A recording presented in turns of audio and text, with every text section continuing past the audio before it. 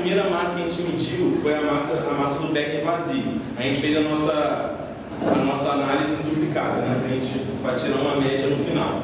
Então a gente tem aqui a massa do becker vazio 1, que deu 99,288, e a massa do becker vazio 2, que deu 96,586 gramas. Depois que a gente colocou as amostras no bico de Bunsen, a gente mediu a massa do becker com o nosso resíduo sólido no fundo.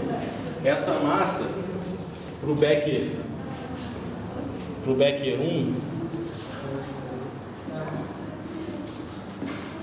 ela deu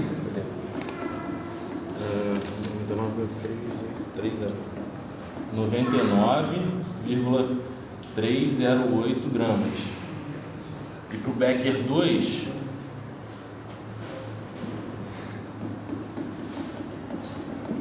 ela deu 96,603. A diferença entre essas massas é a nossa massa de sólido, porque a gente vai tirar da massa do becker com o sólido menos a massa do becker, vai sobrar a massa de sólido. Então a gente fez isso pro 1 e deu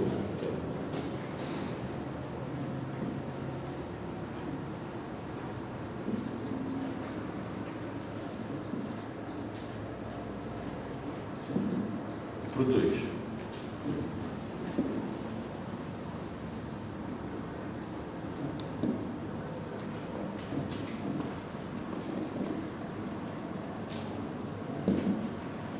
Elas deram 0,030 gramas,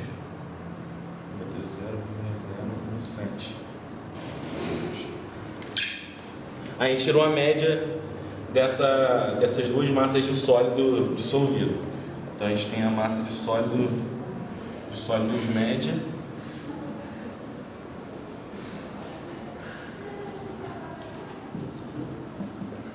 que ela deu 0,0185 gramas.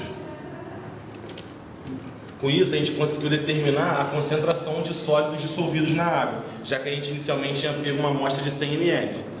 Então, a concentração da massa seca, dissolvida, ela foi 0,0185 gramas para 100 ml, que é 0,1 litro.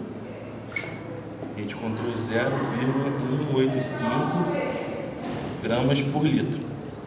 Essa foi a nossa consideração inicial. Posteriormente, a gente queria determinar também o teor. Aí, por isso que a gente precisou medir a densidade, para a gente saber a massa dessa água aqui. Como a nossa densidade deu 1,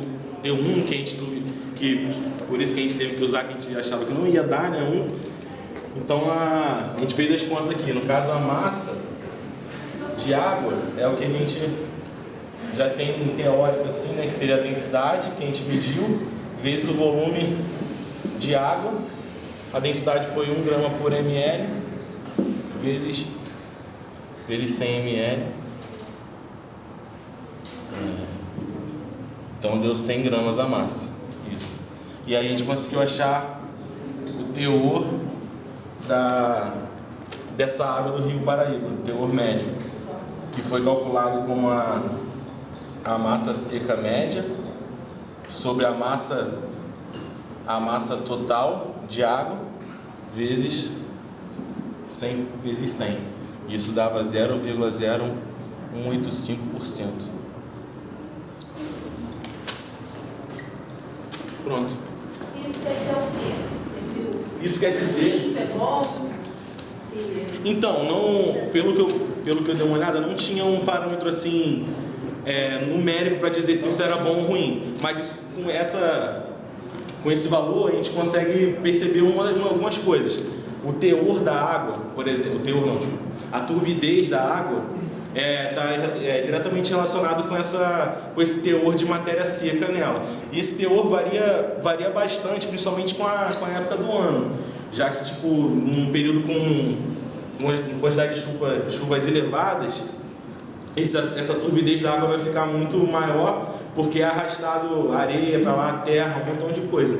Então esse teor deu baixo, principalmente por causa da época do ano, que ele foi retirado, que foi agora no meio do ano, que não é um período de muita chuva. Com certeza, se a gente pegasse mais para o início do ano, no verão, em janeiro, esse teor ia estar bem maior. Uma das coisas que alteram também esse teor é o lixo que é jogado in natura, o esgoto jogado in natura no rio, né?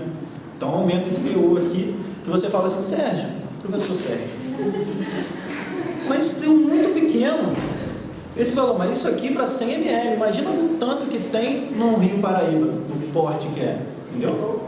Então a gente tem que prestar atenção que, por mais que possa parecer pequeno, pode ser que faça uma diferença gigante na hora de uma coisa, referência à saúde, referência até um tratamento de água.